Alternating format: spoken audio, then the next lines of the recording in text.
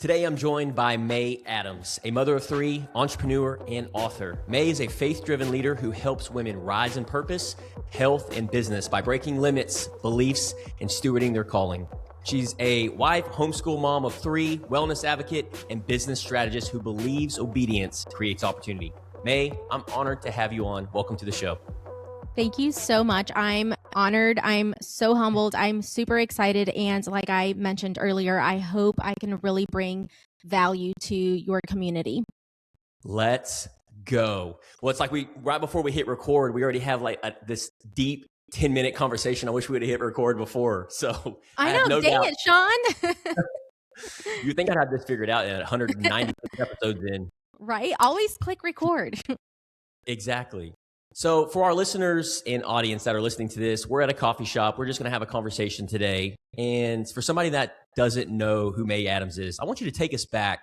When did you first realize in your life you were actually called to more than just success, quote unquote success, but to leadership with a purpose? Because there's conviction behind what you're doing and what you're building. And just like we tapped in right before the episode, you said you were working on yourself. So I'm curious, when did you first realize that you were called to just more than success and but to leadership with purpose? So that's a great question. I realized about 10 years ago, actually, the Lord was calling me to more, and I would have a lot of dreams and visions. I'm a dreamer, but I wasn't aligned with the word at that time. And so I stepped into leadership with the company that I'm with. I'm with Plexus. And everything was going great. I mean, I was going up the ranks really fast. And I realized when I hit one of the top ranks in the company, I was missing something. And then everything started kind of falling apart, right? Because when you go up really fast, but the Lord has a calling for you and he's been telling you something and you've been ignoring it, you've been disobedient, because delayed obedience is disobedience, things aren't always going to work out. And so everything started falling apart. And that's when I realized, okay, Lord, you've called me for something greater than just surface level worldly success. What is it? And that's when he really started developing my character. And I mean, it started humbling me in ways that I couldn't even begin to imagine. Because to be a good leader, you have to get rid of pride. And in order to get rid of pride, you have to humble yourself to the Lord. And in order to do that, you have to surrender. And to surrender, you essentially have to let go of what satisfies your flesh. And so this was about 4 years ago. Yeah. When I just started losing team members. I started realizing things weren't working out anymore. Yeah. Sorry. I'm like, I don't know if you can hear the door banging. So I started realizing that my disobedience was causing delay. And what the Lord had for me, I was essentially pushing away because I wasn't being obedient. So that's when I realized, okay, I'm doing things my way and I want to be successful and I want the Lord to bless me, but I'm also not willing to do what the Lord is calling me to do. And I was like, okay, Lord, I'm going to surrender. I'm going to give it to you. I want to be the leader that you're calling me to be. And we have to remember that leadership starts in the house, in the home. If you're a mom, it starts with your children. They are your first ministry. You learn a lot about yourself when you become a mom. And I had everything mixed up. I had leadership in my company first and going up the ranks first and having a microphone, walking on stage first. And I was forgetting what it truly meant to be a leader, like truly be a leader, the leader that the Lord calls us to be. So hopefully that answered a little bit of what, like the question that you asked me.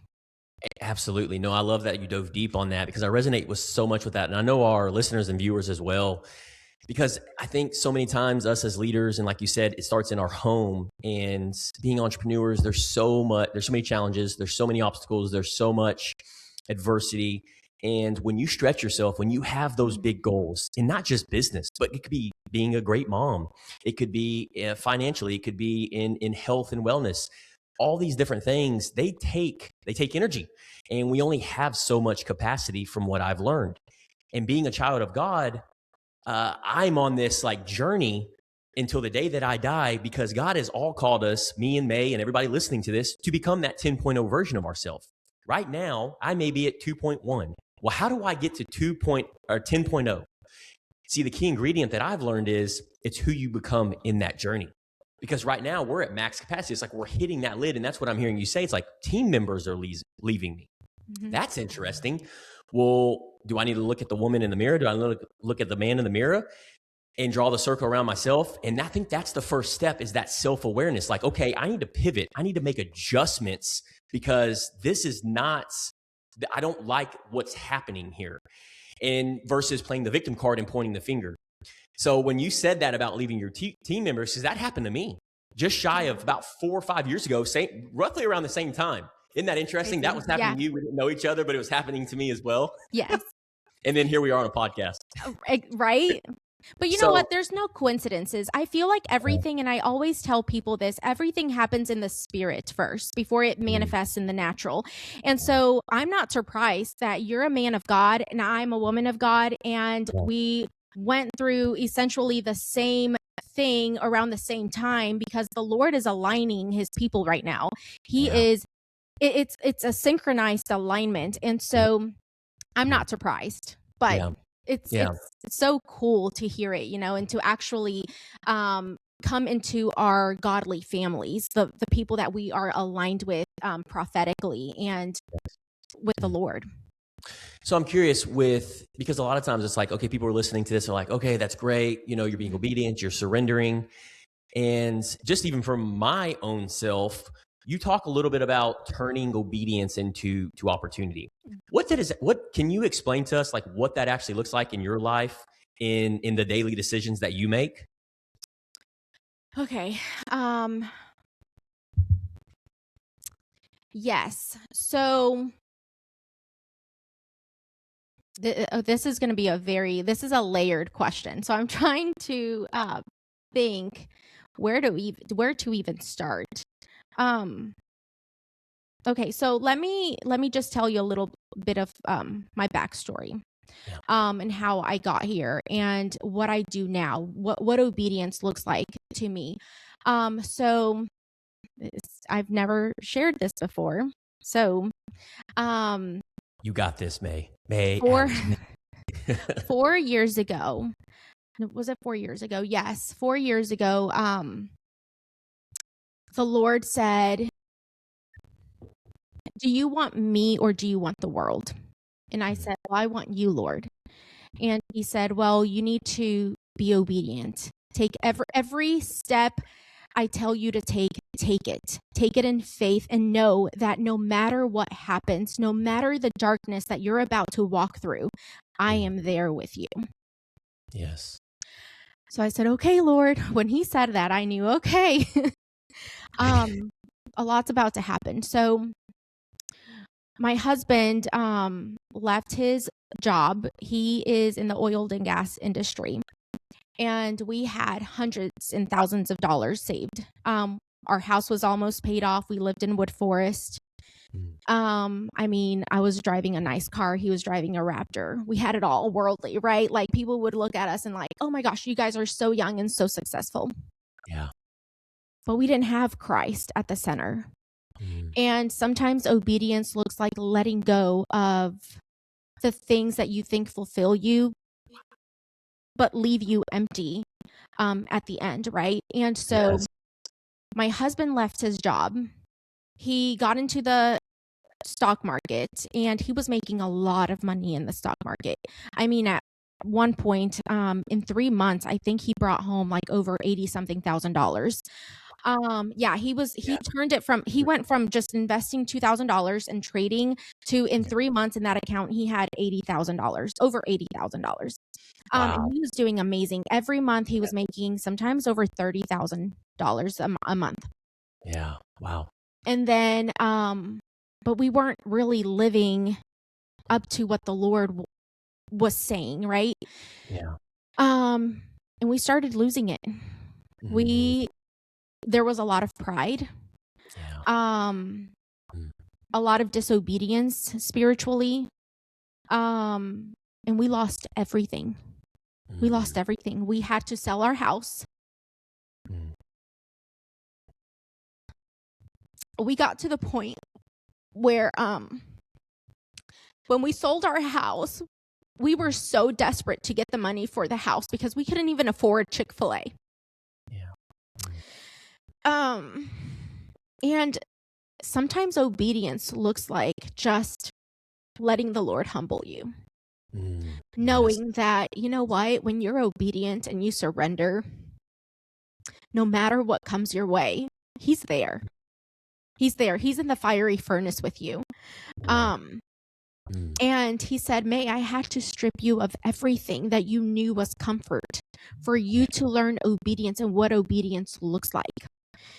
Mm. Oh, man. And I started losing my team because everything was built on pride. Yeah. Everything was built on the flesh, what the world said was success. And we had to be stripped from all of that to realize that that was taking us down a fiery path, Yeah. an empty path, a path of sorrow and emptiness. And so the Lord, you know, when the Lord took us through this, it took a lot of refining. I mean, he really has refined our character. Now, I mean, He's taken us out of that. Like the blessings that we are now receiving, I wish I could share right now, but I know it's not the time, and I cannot wait to hop on another episode with you soon in the future and just share the testimony. But man, the character building, because that's what He cares about. He cares about your character. Because if you don't have godly character, you have nothing. You are not being obedient. You are not being true to who the Lord is telling you to be in private. And that's what He cares most about. What's happening in your heart, on the inside of who you are, your inner man. And so obedience just every day now, you know, going from having everything and what the world says is success to losing it all. It's just surrendering, just every day waking up and saying, Lord, no matter what life throws at me, no matter what mountain is in my way, I know that you are God Almighty. I know that you are sovereign. I know that you are with me. You said that everything belongs to me because I belong to Christ and Christ belongs to you. Therefore, I don't care what it looks like. You said to live by faith, not by sight. So no matter what's in front of me, I know that's not the truth. And I've learned to just surrender. I've learned to just trust the Lord. If you are a godly man, a godly woman, and you truly say that you love the Lord, then you have to believe that His word is true. Yeah. And when you believe that His word is true, no matter what happens, your mind is constantly declaring His word. And so, and it comes down to the renewing of your mind, right? Like when He takes you from the world and brings you closer to Him, you have to renew your mind. Let yourself go through that healing. And so that's what obedience looks like to me now. Like just trusting that what His word says is true no matter my circumstances. I wake up and I'm grateful, I'm thankful. If I hear Him say something, I'm not going to say I'm perfect. I'm not. I fail Him every single day. But I do try to, when I hear Him say something, I try to be obedient to that. And I make it happen. I'm like, okay, Lord, you spoke this. I'm going to do it. But it took a lot of crushing to get to where I am. You know, Ed Milet says it best. You know who Ed Milet Yes. is? Yes. mentor. I follow him religiously. I read all his books, and I love his saying. He says, "Your test, you've been tested over the last several years, becomes your testimony." And Yes. that's what you have shared. And I believe once you become that 10.0 version of yourself, and you'll continue to stretch, and God has these plans for us in our lives that we can't obviously see. We think we know. We can have our goals, we can have our outcomes, we can have the results, the cars, the houses, but it's all external forces. Mm-hmm. At the end of the day, it's like, how am I showing up internally? How am I feeling? Is there peace? Is there joy? Is there bliss through this process of chaos? And when you can have that with by ultimately following the journey that God has played out for us, and then surrounding yourself with other individuals to have these conversations, I think it's not if, but when it gets you Yes. to where you want to go.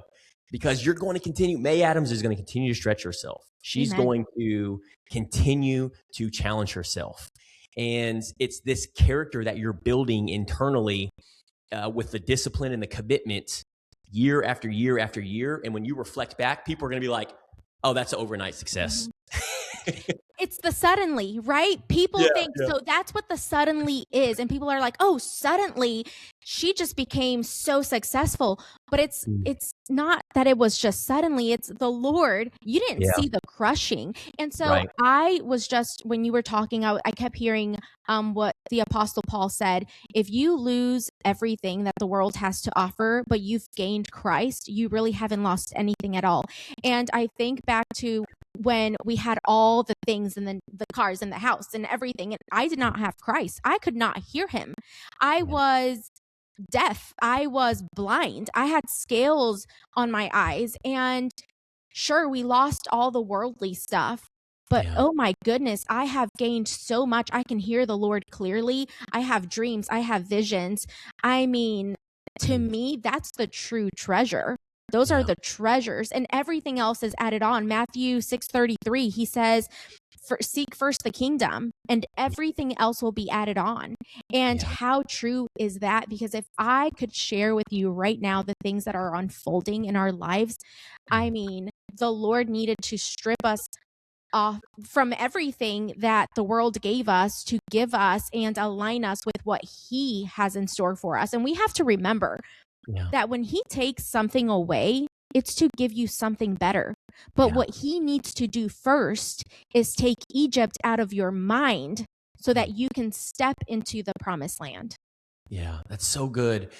You know, for somebody listening to this, May, that's like, oh man, I can hear the conviction in her voice. She has got authority, credibility, her energy, man. And they almost feel disconnected, right? It's like, I want that. I aspire to be like May Adams.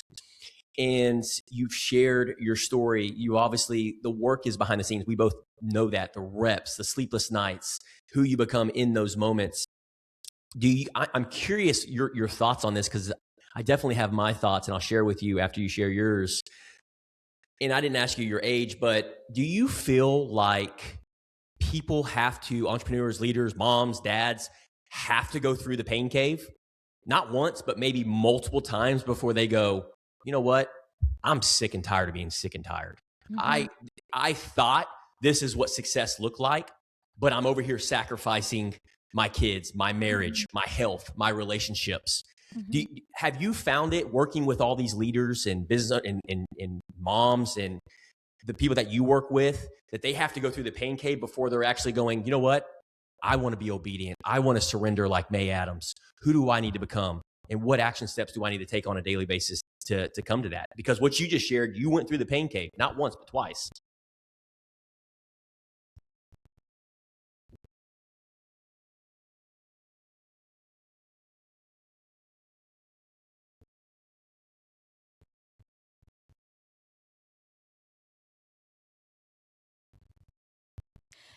Yes, I actually see it a lot. And so regardless, whether you want to walk the path with the Lord or walk with the world, you're going to go through the pain cave.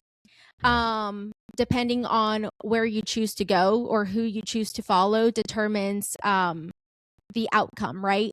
There are people who are extremely depressed and oppressed, and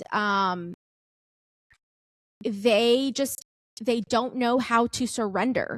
And so they end up losing everything and not gaining a single thing because their pride, they won't let go of pride. Every single person will go through the pain cave. Yeah. Doesn't matter who you are. I mean, you see millionaires who, and you know what? There are people who don't follow the Lord, and yes, they will become very successful, and they've also been through the pain cave. But you also hear where they all say, you know, they gained the whole world and they made so much money and got so fit, but still felt so empty Inside. and so yeah, I just think it depends on,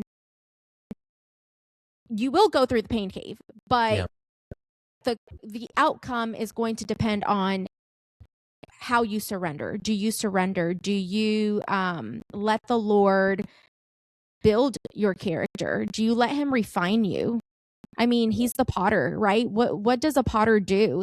They have to mold and crush. And then after they're done doing the molding and the crushing, they have to put it in the furnace. So you can either cooperate and come out faster or be disobedient, go your way, think that you just know better, and struggle for a very long time and still maybe end up where you want to end up, but empty on the inside. Because honestly, I mean, without God, you are going to be empty. And one of the things that was me at 35, I was like, man, I'm empty. I got the cars, I got the houses, I have to society. They're like, you're super successful, you multiple business and all these. I'm like, well, I've been hearing this for several years now, but I'm empty on the inside. It's because I made it about external forces. I made it about me. I was selfish. And once I started looking inward and going, why am I unhappy? Why am I unfulfilled? It was because to society, you know, I was listening to the wrong mentors. They were like, you got to get the cars, you got to get the houses, you got to get the cash flow, you got to get the money, you got to get, and I'm like, oh my gosh, this is exhausting. And then once I flipped the script, hired a coach, and he slowed me down, asked me the right questions, I realized that was my problem. The pride and ego got me to where I was. And we see it all around us, right? High driving, high performing entrepreneurs. And that's people listening to this, is the pride and ego is driving you. But it's not if, but when. We're getting older and you only have so much energy, right? There will come a time where you get sick, something happens, and you're going to get knocked down. And I think you had said it, you're in the infirmary, you're burning. And you're like, dude, I'm sick. And you're on the I call it the rat wheel, the hamster wheel. So I agree with you on that. But it's kind of like the old story about person having a heart attack. You have a heart attack. Okay. Doctor says you need to stop smoking, or you need to exercise, or you need to lose some weight. Okay. And then they go and then they do it for a couple of weeks, and then they come back and they routine, or they keep doing their old same habits. And then they realize, like, all right, they go back to doctor, have another heart attack. So it's like, they keep going through this pain cave. It's like, God, I'm giving you your sign here. You know, one of the things that I have found that really speeds up that process, and I don't know if you can resonate with this, is by surrounding myself with other like-minded individuals that I allow a safe place in my life, because it's iron sharpens iron. And that allowed me to speak into my life. Do you have do you do that on a weekly basis, where you have other individuals that you can challenge each other, hold each other to higher standards, accountability? Oh my gosh. Yes, all the time. You need someone to be able to see what you don't see also, you know? That's right. And people to keep you accountable and humble. Like, hey, like, I have a friend, and I always tell her, hey, if you see something in me that does not align with the word, I want you to tell me. It's so important to have. And, you know, there's so much going on in my head. I'm like, there's so many things I just want to say and get out. If you have friends around you that don't tell you the truth of what's there, they don't love you. They're not really there for you. They want to see you fail.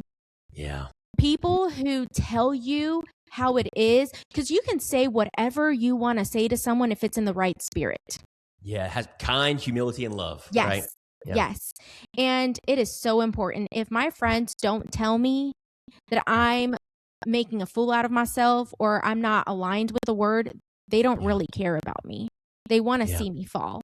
And so I do think it's very important to have friends that keep you grounded and who are just very honest with you. And also, you have to be humble enough to receive it, right? Yes. Yes. You have to Yes. be humble enough to receive it. And That's as very you were, tough. That's very yeah, tough.